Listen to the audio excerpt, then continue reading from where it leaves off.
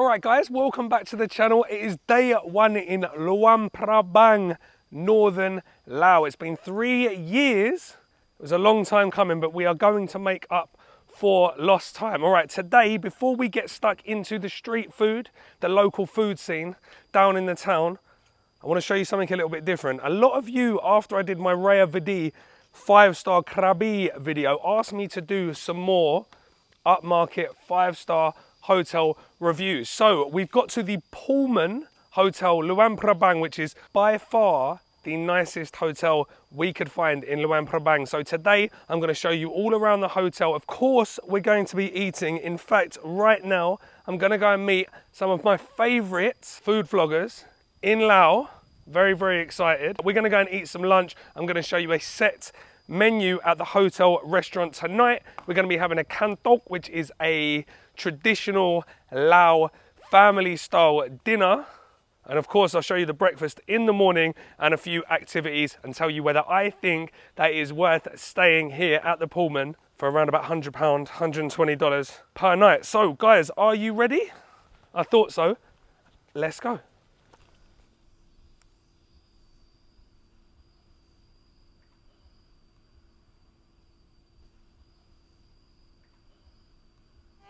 Sawadi, welcome to Luang Prabang. Thank you so much. Thank you so much.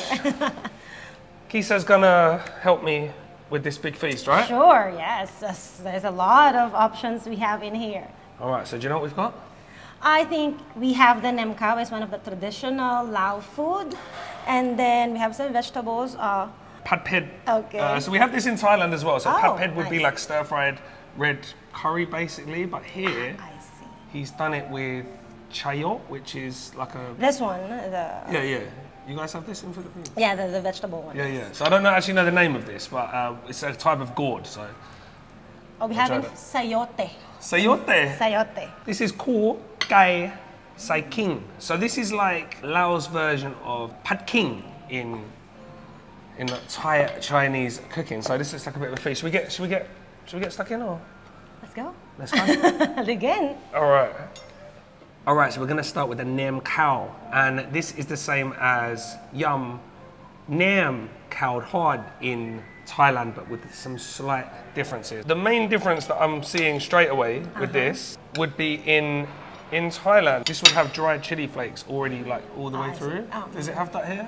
I never see like dried chili flakes in here, but one big chili is in here. Yeah, so you have to bite with chili. Excellent.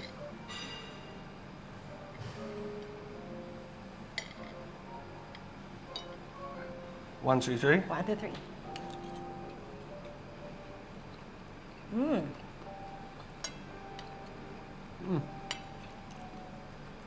There's a sort of crispiness in it, and then a bit sour flavor, and then You've got, it's basically like a Lao or a Thai version of like arancini in Italy. It's like a deep fried rice ball which has been stuffed with curry paste and then flattened down. And they also have the sommu, the pork, the pork skin. Yeah, pork skin. I'm getting confused with the language because we call it nang mo in Thailand, but gelatinous kind of fatty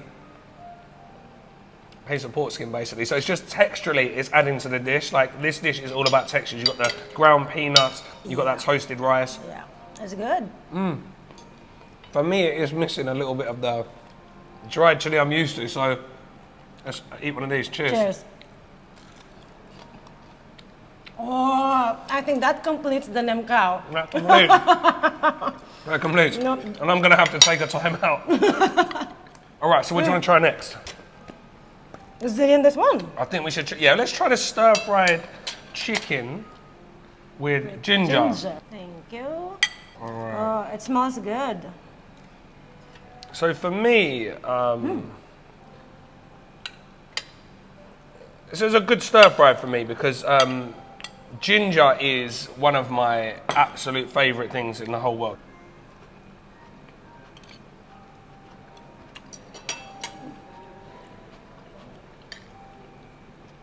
Strange, it's almost got like it's almost more although it's a stir fry, it's almost, the onions are like, it's almost gone like stewed. Oh, I see, yeah.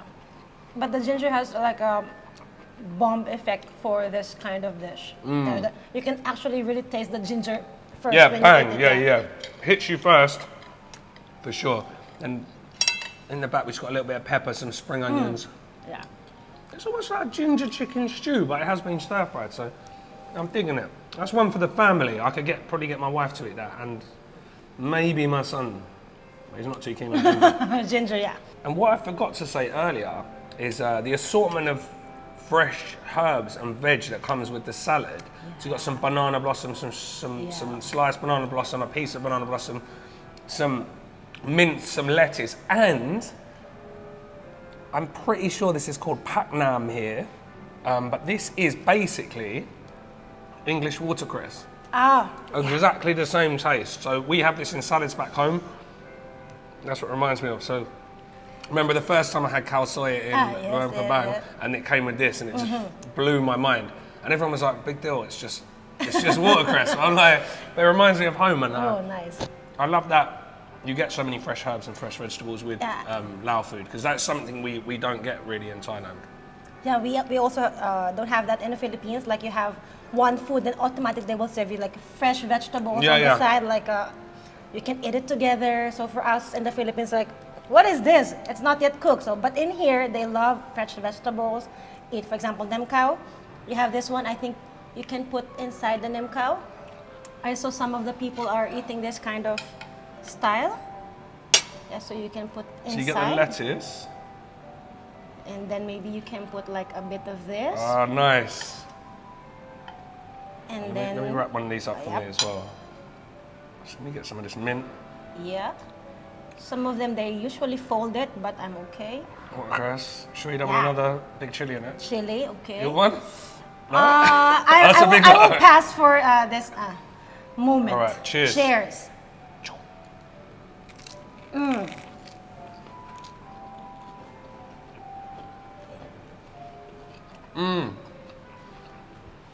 Crunchiness. Yeah.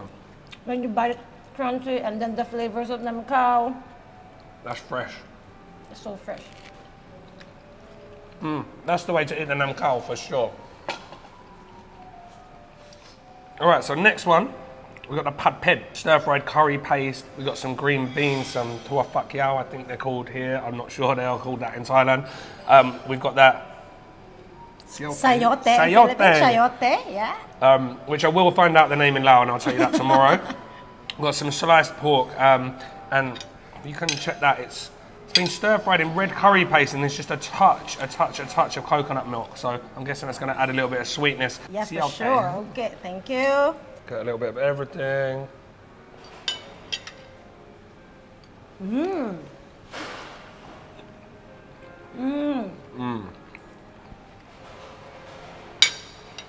You know what? That's a lot better than I thought it was going to be. When it came over, I was like, I'm not sure. Just not sure it's going to be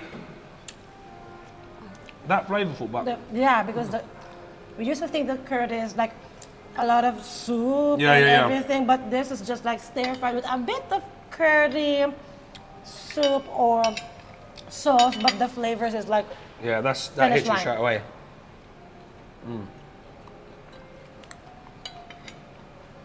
So you've got those classic red curry flavors of the galangal, lime leaves, chili, shallots, lemongrass. Yeah.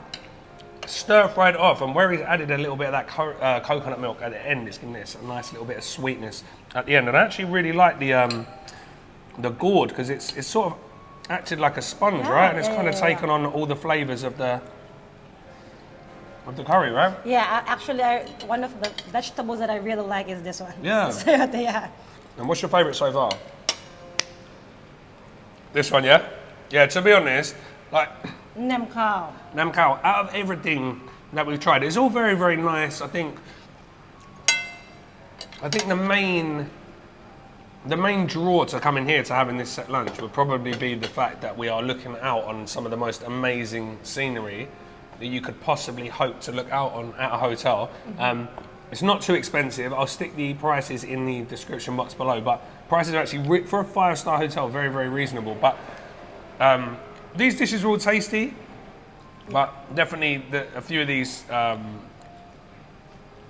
I could get definitely somewhere else. But this one, the Nam Khao, the Nam Khao, although you can get this everywhere, I mean, it's got definitely a different twist to Thailand, and this was actually very, very well done. So it was like packed with all the flavors, the sour, and then the songmu, the gelatinous of songmu, and then gelatinous. That's the word I was looking for. That's why I've got a real food vlogger with me that knows all the real food vlogger language. Should we have a little sweet treat? Oh. Okay, and last but not least, we're going to go for a sweet treat. We've got Nam Wan, Mak Phak, Not Phak Tong, Mak Phak.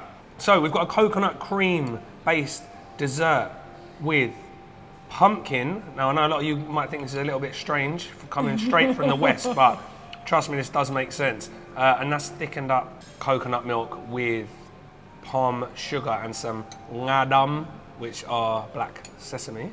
And look, I've taken people for this before in Thailand, right? And they've been, what are you talking about? I mean, what, pumpkin in coconut milk? Yeah. But when you think about it, pumpkin's really sweet anyway, right? It's a sweet vegetable.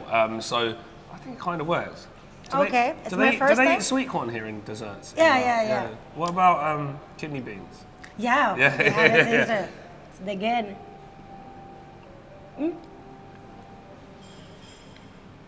Is this really pumpkin? It's my first time to try this one. It's so good. It's good, right? I can really taste the coconut milk and the sugar, the palm sugar. Yeah. The coconut milk, it's got a little bit of salt in there as well. So it's like salted caramel-ish, but the palm sugar actually gives it like a sort of butterscotchy kind of taste to it. And guys, you know me, I don't really like sweet desserts that much, but this is up there for me. The exception. This is the exception. I'd still probably prefer it with mango, but I like the pumpkin.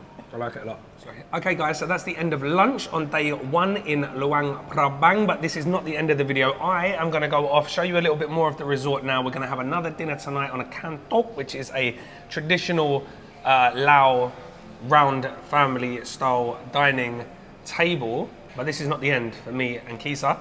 We are going tomorrow to hit the streets of Luang Prabang. We're going to go to the morning market, going to get some amazing local food. Kissa's going to be my guide. It's going to be fun, so watch out for it. Watch out for that. So stick around for that, guys. That link will be in the description box below. Make sure you get over and follow 2Feet1Camera. Thank you so much. Amazing. All right, guys, stick around. I hope you enjoyed this. As always, prices, all that good stuff in the description box below. But I will see you at dinner.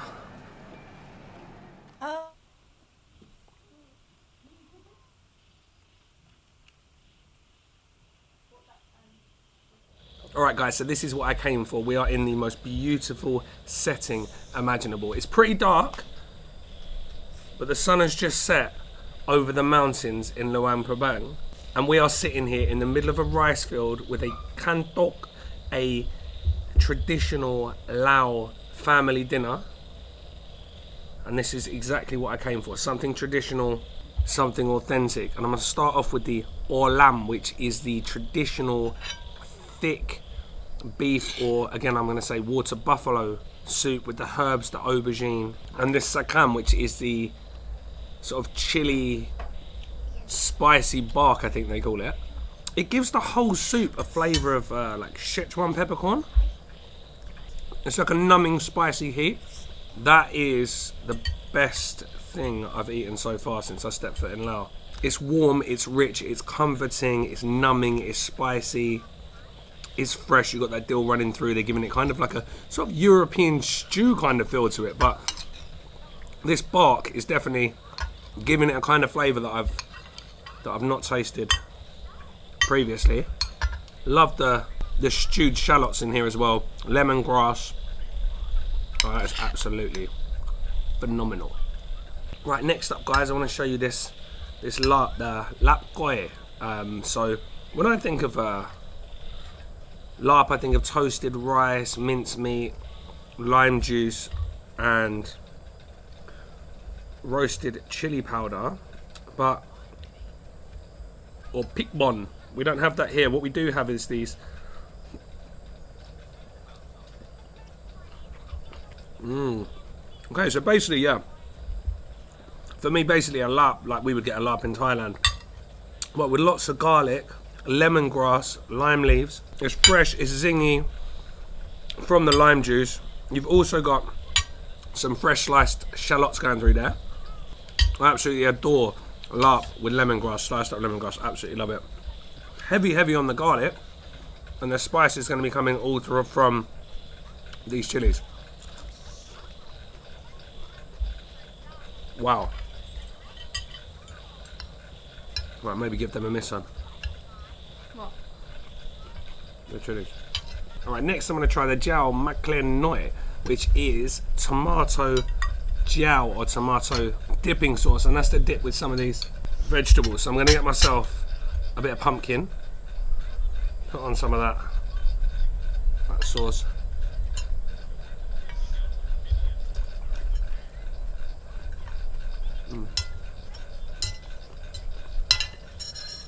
Nice. It's like reduced tomato, so it's very savoury. Loads and loads of garlic, shallots. Very heavily seasoned. I guess that's to go with the plain vegetables.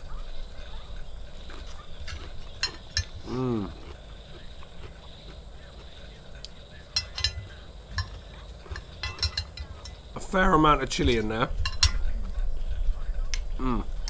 Like a tomato and roasted garlic dip with chilli. I'm into that. Alright, next up the mokpa, which is the steamed fish in banana leaf with Lao herbs. Very interesting. It's not as heavy with the red curry paste as I'm used to.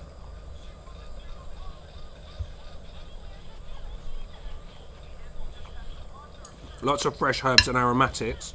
Loads and loads of lemongrass, lime leaves and fresh dill, which I absolutely love. Honestly, I cannot get enough of the fresh dill here. Really interesting texture. It's almost like, yeah, it's like the texture of a hard mousse.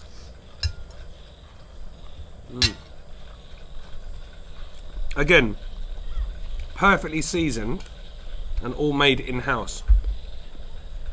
Very good. Right, and last but not least, I'm going to try this gang som. Gang som in where I'm from is like a red sour curry with tamarind. This looks to me more like a tom yum. It's a tom yum nam sai for all intents and purposes with chicken thigh, which I'm getting on board with. It's nice. It's like a palate cleanser. Sour. There's next to no spice in it, but it's not bad, but it's my least favourite out of the whole Kanthoke. Alright, without doubt, my favourite of the day, this is the best thing I've eaten since I've got here. I know I've only been here for 24 hours now, but it's the Aww Lam, which is absolutely incredible.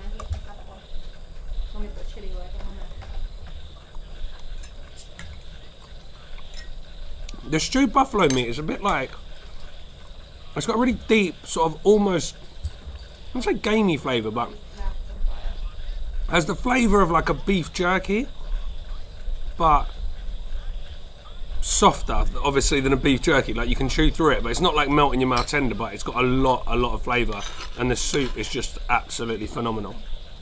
Well, which one do you like best, Frank? I really am enjoying this one, the geng som, which is like similar to a tom yum. I think, is it tom yum? Yeah. So it's very refreshing.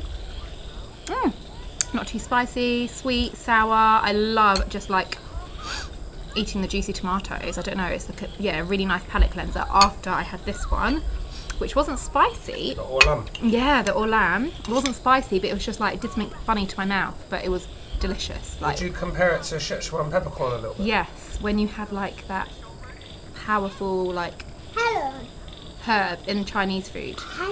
But it wasn't hot, I can't explain it. But yeah, so I needed this geng som after this one, which was good. And now I'm gonna have some fruit. So, good flow. Said what? Ini, ano naman?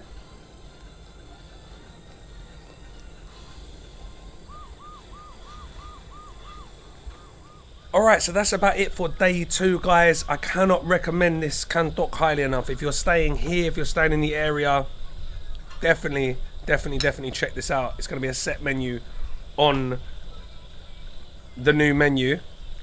As with my last video at the Rather D, I will come back tomorrow morning, give you my thoughts about the whole hotel as a whole, what I thought was worth it, what I didn't think was worth it, and yeah, give you the full lowdown after a good night's sleep. So, I will see you guys in the morning.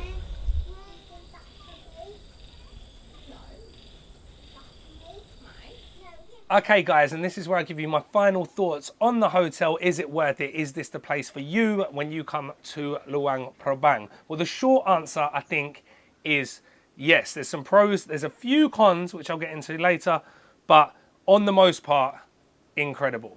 Okay, so I'll start with the food. All right, as you saw, lunchtime, it was decent. It wasn't mind-blowingly good. The nam khao, the rice salad, was really good. The rest of it, it was decent enough. And considering the price of the food, you're talking most expensive dish was, I think, $5 or $6, including tax and service charge. So that's 200 baht. And considering where you are and the view you've got from the restaurant over the rice paddies, you're seeing all the incredible scenery, it's pretty good value. Just for someone like me that eats Thai food every single day, it wasn't anything out of the ordinary, but it was all cooked well. The dinner, on the other hand, the dinner was incredible. The traditional Lao food in that, again, amazing setting. It was a bit dark in the video, so I'm not sure you guys really got to appreciate the full beauty of where we were sitting, but that's my fault for not recording when there was still a little bit of light out. But yeah, the food was super authentic. We got some really interesting regional dishes,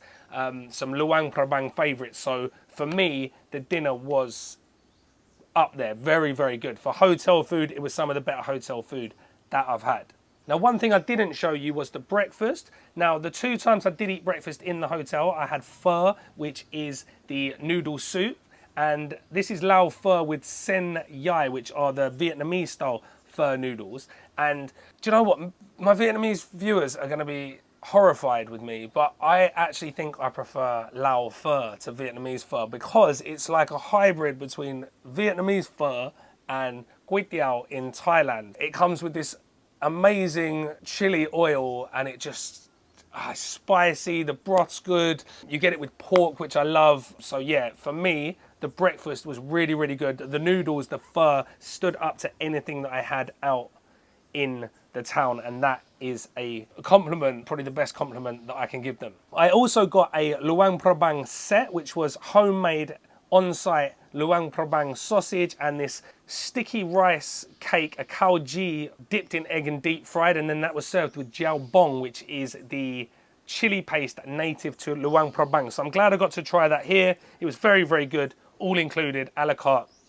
Cannot fault the food here. So we were actually on a family package, which means we got a few extra activities thrown in. So the first thing we did was, or the first thing Finley did, was to go and do some seed planting. So he went and planted some shallots and some herbs with the on-site gardener out the back of the resort. They've got their own sort of garden / vegetable patch, overlooked by the most incredible hills and mountains in the background. The scenery, I can't explain to you how incredible the scenery is, and Finney just had such a good time. He was so proud of himself. He had his little watering can, and to see him so happy obviously made me and Helen extremely happy. So that kind of made my day, if not made my stay. We also got to go and do a cinema evening in the kids club, and actually the Pullman are, as far as we can tell, are the only hotel in Luang Prabang that have a kids club. So if that's something that's important to you, families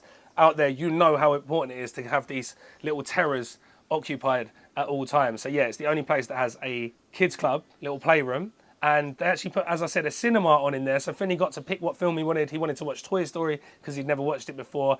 They brought out these little mini slider burgers. And anyone from Bangkok will know that Pullman are famous for their burgers. So we got these really good burgers, some chips, some popcorn, and Finley just absolutely loved it. Sat through the whole film for the first time ever, and yeah, just had a whale of a time. So I would say this is one of the best hotels we've ever been to for families. It's really, really geared up towards family and kids, but it's also really, really classy at the same time. So you adults out there that like to drink and have a good time, you can do that, but also know that there's a lot of activities for the kids to do. That brings me on to Finley's favourite activity of all time, swimming and the swimming pools at the resort. So there's 2 pools at the resort. One of them overlooks, it's like an infinity pool overlooking the rice fields and the main building and all of the chalets and the rooms and the restaurant, which is incredible. But the one at the back, which is near where we planted the vegetables, overlooks the same cliffs and the hills and the mist coming over in the morning, the sun going down in the evening, and every day at like 4 o'clock, 5 o'clock, we'd jump in, have a swim, I'd grab a beer lao. Perfect way to end the day before having dinner in the evening. So yeah, can't fault the facilities here, absolutely amazing. So the room we stayed in, amazing. For £100, which is about 118 US dollars, I think. So you come in, you've got the sleeping / living area, TV, obviously, fridge, you've got the bed, you've got a little seating area outside overlooking the same rice fields where the swimming pool is and the lake. Then you've got a separate bathroom which is separated by some double doors which close, which give you that little bit of privacy, makes you feel like you're in a completely separate room. Bathtub, walk-in shower, 2 sinks, so I'm not annoying Helen, separate toilet, really nice toiletries. The room was immaculate. We had such a good sleep. One of the better rooms that we've stayed in. Okay, the last thing I want to talk about is the staff.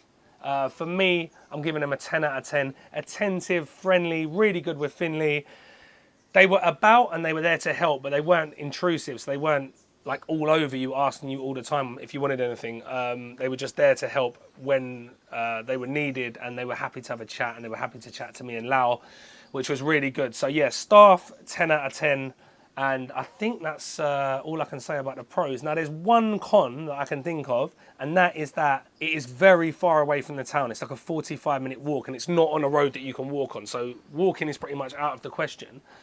So the only way into town is a shuttle bus, which is handy because it's free, and it runs every 2 hours from 10 o'clock till I think the last one's at 9:30 actually coming back. So that is really, really good. But if you want to go at any times outside the scheduled time of the shuttle bus, then you've got to pay, if you want to get a minivan, you've got to pay like $9 US. And then if you want to get a tuk-tuk, because sometimes you can't even get a tuk-tuk, but I got a tuk-tuk one day and it was like, I think it was 70,000 kip, which is about, I think it's about $6 or something, which is, it's not a lot of money, but if you had to do that every day, like if I was doing that every day for a week, that would start to grate on me after a while.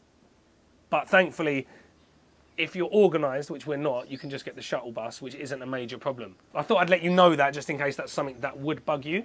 Saying that, that is the price that you pay. That's the trade-off for staying in somewhere so absolutely incredibly beautiful.